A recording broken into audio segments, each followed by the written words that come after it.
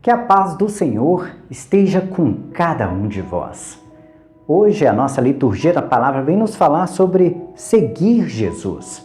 E o nosso contexto bíblico nos mostra que aqueles que foram convidados por Cristo para segui-lo, o seguiram imediatamente. Não foi algo que eles pararam para pensar e dizer Jesus depois se iria ou não. Se iriam fazer uma análise sobre segui-lo ou não. Eles seguiram imediatamente. A questão é, por que fizeram isso? Por que seguiram Jesus imediatamente?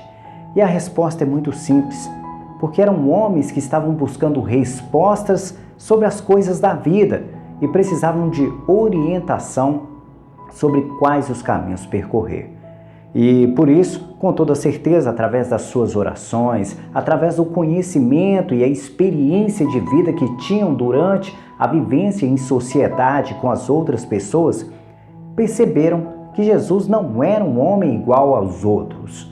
Ele era um homem diferente. E por isso, detectaram nele a presença de Deus. Detectaram em Jesus a presença do Espírito Santo de Deus. E por isso, acabaram seguindo Jesus. E nós somos convidados da mesma forma. A desvantagem que aqueles homens tinham é que eles não conheciam Jesus. Diferente de nós nos nossos tempos de hoje. Hoje nós sabemos quem é Jesus. Eles, a única orientação que eles tinham sobre quem era Jesus era um segue-me. Jesus simplesmente chegou diante deles e disse, segue-me. Assim como aconteceu com outros discípulos. Um exemplo é Mateus, que era um cobrador de impostos, que estava sentado à mesa da coletoria e tinha um bom cargo, tinha uma boa vida, uma situação na qual era confortável estar. E quando Cristo o convidou, disse a ele, segue-me, ele imediatamente seguiu Jesus. Pedro e os outros que nós conhecemos muito bem, como Tiago, que eram pescadores, eram homens mais simples, que não tinham muito o que perder. Eram homens que basicamente viviam humildemente, viviam da simplicidade, o pouco os bastava. E era mais fácil para eles seguirem Jesus porque não tinham nada a perder. E é aí que entra o aprendizado da palavra de hoje. O que nós temos a perder nessa vida? O fato é que nós temos que compreender que há um curto intervalo de vida que nós temos que viver nesse plano terrestre. Alguns vivem um pouco menos e outros vivem um pouco mais. Mas, criando dentro da expectativa de vida aí do nosso país, que deve girar em torno dos 65 a 70 anos, um intervalo de vida muito curto para nós acreditarmos que iremos acumular riquezas para usufruí-las depois. Nós vivemos muito pouco e queremos acumular riquezas para não usufruir delas.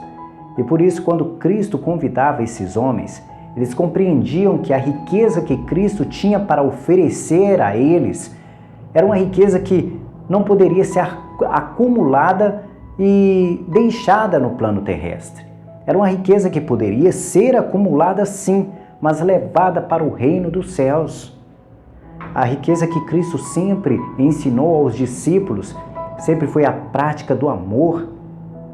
A recompensa que nós temos pelas práticas do bem é uma moeda de troca no reino dos céus. Sempre quando nós fazemos um bem, é como se nós ofertássemos algo para Deus. Ofertássemos para Deus o nosso dízimo, que é muito mais valoroso do que qualquer bem material e riqueza que nós acumulamos. É claro que o fato de nós, às vezes, fazermos as nossas doações financeiras e materiais, elas é que fazem de nós pessoas merecedoras do reino dos céus. Quando nós entregamos um pouco do nosso suor, do nosso trabalho, para ajudar o nosso irmão. Por isso, é importante fazer a caridade. A caridade é a prática do amor. Mas muito mais do que fazer a caridade é obedecer às regras de Deus. Porque tem coisas nessa vida que dinheiro nenhum no mundo pode comprar. Às vezes as pessoas pensam que a salvação pode ser comprada e por isso buscam dentro da igreja, dentro de templos, coisas que não podem salvar a vida delas porque são coisas compradas. Quantas vezes a gente vê por aí as pessoas comprarem objetos para poder purificar as suas casas, para poder fazer bênçãos na sua vida por causa do dinheiro. Produtos às vezes com preço abusivo. Às vezes algo que é conquistado gratuitamente como uma água e às vezes é vendida por preços terríveis aos irmãos, onde nós percebemos a corrupção no coração dos homens. Mas voltando ao contexto da nossa leitura de hoje, a nossa palavra vem nos mostrar a importância dos discípulos na vida de Jesus. Os discípulos deram a Jesus esse conhecimento para nos entregar a sabedoria do nosso comportamento.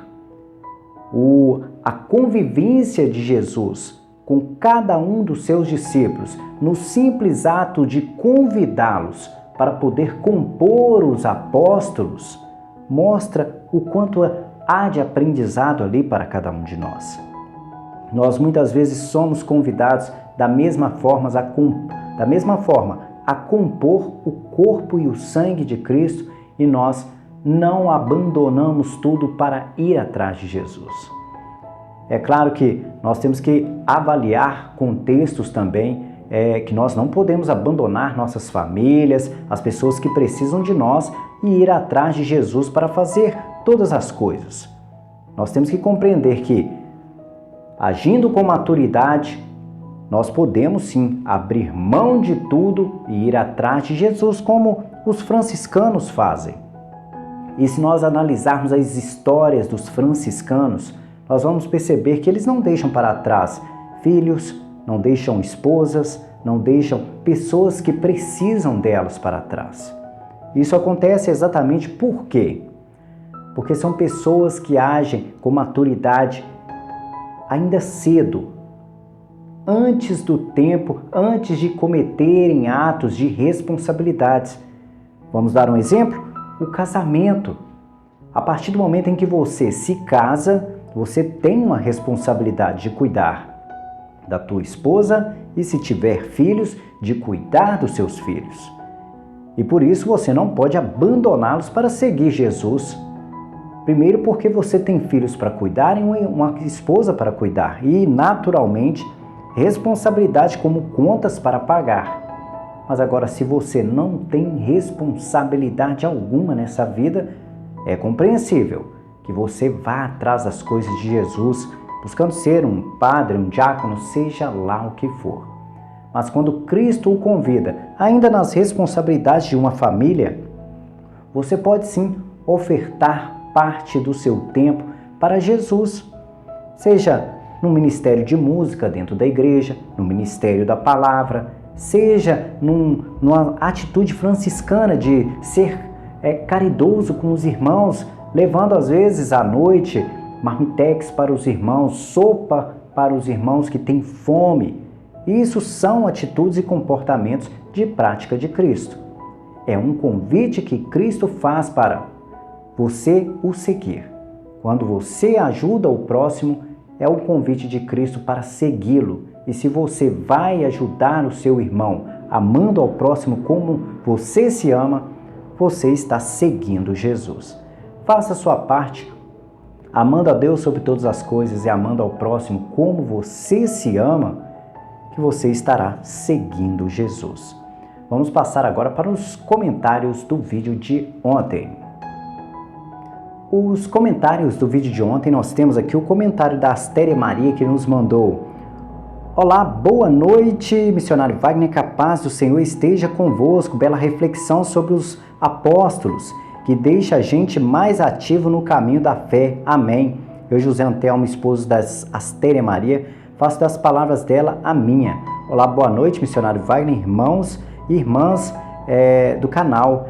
Reclamar não é o caminho. O caminho é seguir na fé em Cristo nosso Senhor. Edna Penha, que Deus te abençoe sempre. Estou com saudade da Doreci Nascimento. um grande abraço. E realmente a Doreci sumiu do nosso canal aqui, sentimos falta dela, uma pessoa maravilhosa que com toda certeza tem trilhado os caminhos de Deus, tem suas dificuldades como qualquer um de nós. Não é porque eu sou missionário ou porque alguém é padre ou pastor que ele não enfrenta as dificuldades do dia a dia. Todos nós enfrentamos as nossas batalhas contra o pecado. Às vezes tropeçamos e às vezes conseguimos vencer as batalhas. A questão é, temos que tentar ser perseverante e reconhecer nossos erros. Quando erramos, que possamos olhar para o nosso erro, fazer uma reflexão e tentar achar caminhos e estratégias para não repetir o mesmo erro. A Márcia Souza nos mandou: a paz do Senhor esteja com todos nós. É muito bom ouvir suas reflexões. Ouvindo, nos refletimos a nossa vida. Obrigado, amém. Que assim seja, Márcia Souza. Obrigado pelo carinho. Um grande abraço a você. Que Deus te abençoe e derrame graças e bênçãos na sua vida. A Márcia Souza também nos mandou: Espírito Santo esteja sempre conosco. Nós estamos sempre no aprendizado com erros e acertos. A gente às vezes transformamos nosso dia a dia. Deixa o Deus agir. Amém, exatamente. Temos que deixar Deus agir. É claro que Deus não vai pegar você pela mão e falar, passa por aqui. Ele vai mostrar caminhos e você deve fazer as suas escolhas. É claro que há mais de um caminho para você alcançar a salvação. Às vezes as pessoas pensam que é só um caminho que a gente tem para seguir. É claro que o caminho é Jesus, mas quando nós olhamos as estradas que nós temos para seguir, às vezes temos caminhos um pouco mais longos, porque temos que enfrentar problemas maiores, e às vezes temos caminhos que são mais fáceis de serem traçados e mais fáceis de serem resolvidos. Desde que você não mude para os caminhos do pecado, está tudo certo. Vou dar um exemplo aqui para você compreender. Às vezes você tem uma oportunidade de emprego e às vezes é uma área administrativa, uma outra, uma na área às vezes de agricultura e uma outra na área industrial. Todas as três profissões são profissões honestas e você tem que fazer uma escolha. Às vezes a escolha que você fizer talvez lhe dê mais trabalho, você tenha que estudar mais, tenha que enfrentar mais dificuldades, como também você pode escolher uma outra que às vezes vai ser mais fácil para você e vai chegar da mesma forma na salvação. Então por isso, às vezes as escolhas são várias, os caminhos são vários, mas você tem que se manter sempre dentro da palavra de Deus, respeitando os mandamentos de Deus. Um grande abraço aí a Márcia Souza. A Odete Sobral nos mandou: amém. Bom dia, missionário Wagner e irmãos do canal. A paz de Cristo esteja com todos nós. Lindíssima essa reflexão de hoje. Sua explicação foi muito clara para nosso entendimento. Obrigado, missionário. Deus o abençoe sempre. Abençoado sábado de paz a todos. Amém. Que assim seja. Um grande abraço a Odete Sobral. A Raimunda Maria Leal Santos nos mandou linda reflexão.